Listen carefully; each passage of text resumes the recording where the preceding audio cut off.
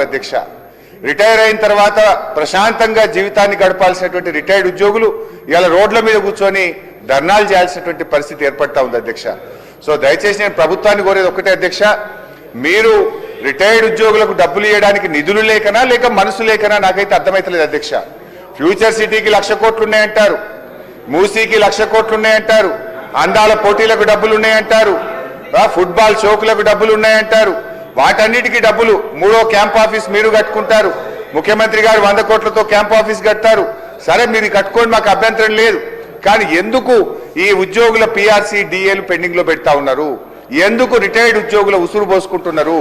ఎప్పట్లోగా retired ఉద్యోగుల బకాయిలు పూర్తిగా చెల్లిస్తారు? ఇప్పటి వరకు ఎంత చెల్లించారు, ఎప్పట్లోగా పూర్తి చేస్తారో మంత్రి గారు సూటిగా సమాధానం చెప్పాలి. అదేవిధంగా ఈ 5 డిఏలు ఎప్పట్లోగా ఇస్తారు?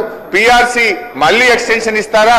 దయచేసి ఇప్పుడైనా రిపోర్ట్ తీసుకొని ఉద్యోగస్తులకు పిఆర్సీ ఇస్తారా? ఆనాడు కేసీఆర్ గారు ఐఆర్ ఇచ్చారు, మరి మీరు ఏమన్నా ఆ ఐఆర్ను పెంచైనా సరే ఉద్యోగస్తులకు ఏమైనా మరి వారికి రిలీఫ్ ఇస్తారా అని చెప్పి మీ ద్వారా ముఖ్యమంత్రి ఉప ముఖ్యమంత్రి గారిని కోరుతా ఉన్నది. శ్రీ కేపీ వివేకానంద గారు. ధన్యవాదాలు అధ్యక్ష.